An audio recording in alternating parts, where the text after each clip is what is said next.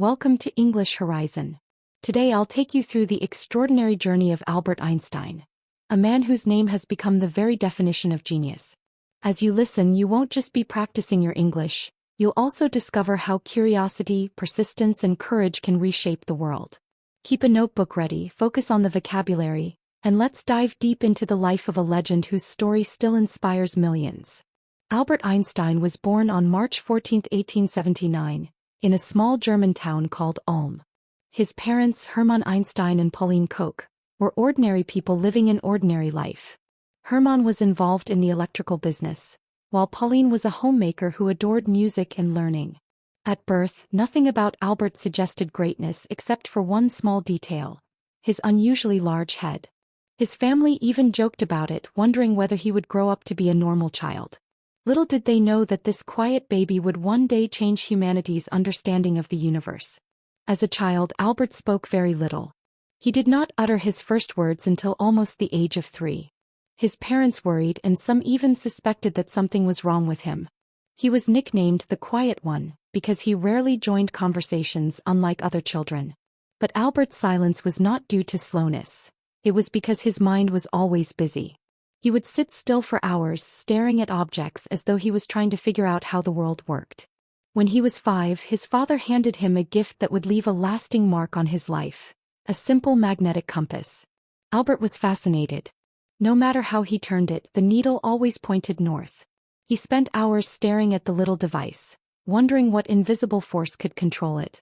That moment awakened in him a lifelong curiosity for the unseen powers of nature. He later said that the compass experience left a deep impression that never faded. School, however, was not easy for Albert. The system in Germany at the time was strict, with students expected to memorize facts without question. Albert, on the other hand, wanted to ask why and how. Teachers often grew impatient with him. One even told him, "You'll never amount to anything." These words hurt, but Albert refused to let them define him. Although he struggled with subjects like languages, mathematics became his favorite.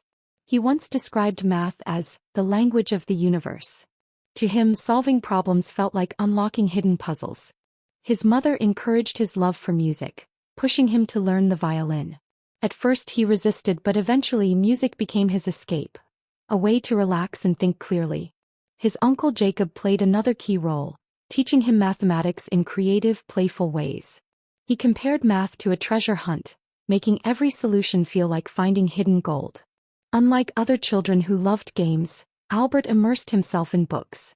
He was fascinated by the lives of great scientists and dreamed of one day making discoveries of his own.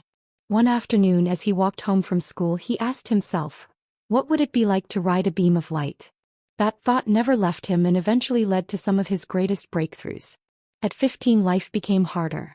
His father's business failed and the family moved to Italy. Albert stayed behind to complete school, but he felt lonely and frustrated. Soon he dropped out and began studying independently. People thought he had ruined his future, but Albert believed that learning freely mattered more than following rigid rules. By 16, he had already written his first scientific paper. It wasn't perfect, but it showed remarkable potential. He applied to the Swiss Federal Polytechnic in Zurich but failed the entrance exam, struggling with subjects outside science. Instead of quitting, Albert doubled his efforts, strengthening his weaknesses. His determination paid off, and at 17 he was finally admitted to the prestigious institution. Life at the Polytechnic was another challenge.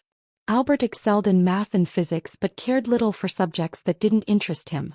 His professors were frustrated with his rebellious style. Some even disliked him for skipping lectures and thinking independently. But Albert remained focused on the bigger questions. What is light? How does time work? Why does gravity exist?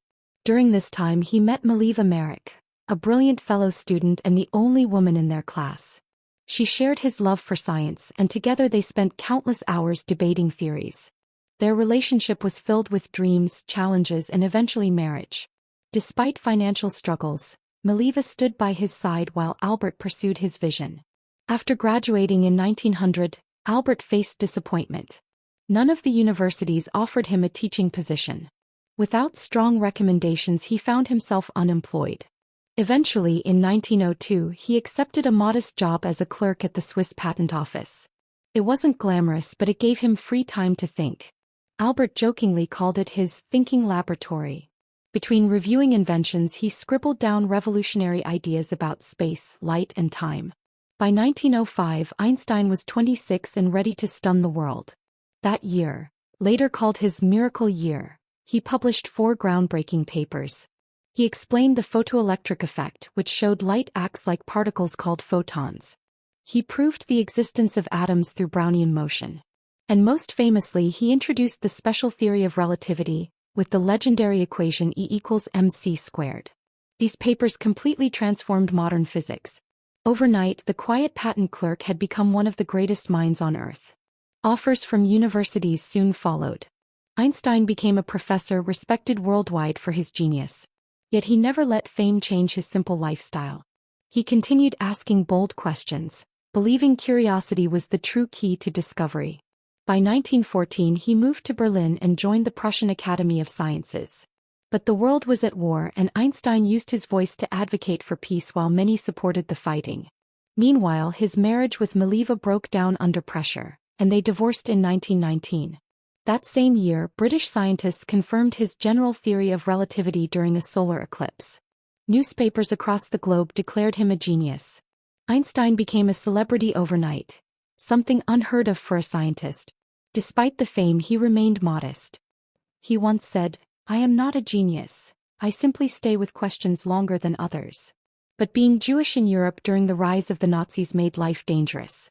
His books were burned, his theories mocked as Jewish science.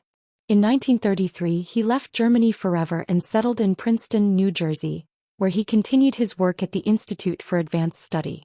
In the U.S., Einstein became a citizen and used his influence to speak for peace, justice, and the rights of refugees. But World War II brought new challenges. Though he did not directly build the atomic bomb, his equation E equals mc squared laid its foundation. The devastation of Hiroshima and Nagasaki deeply troubled him. For the rest of his life, he campaigned against nuclear weapons, reminding humanity of the dangers of destructive science. Despite his fame, Einstein lived simply. He never drove a car, rarely wore socks, and spent hours sailing even though he could not swim. He loved simplicity and believed greatness was never about appearances. If you enjoy the video, please don't forget to subscribe the channel.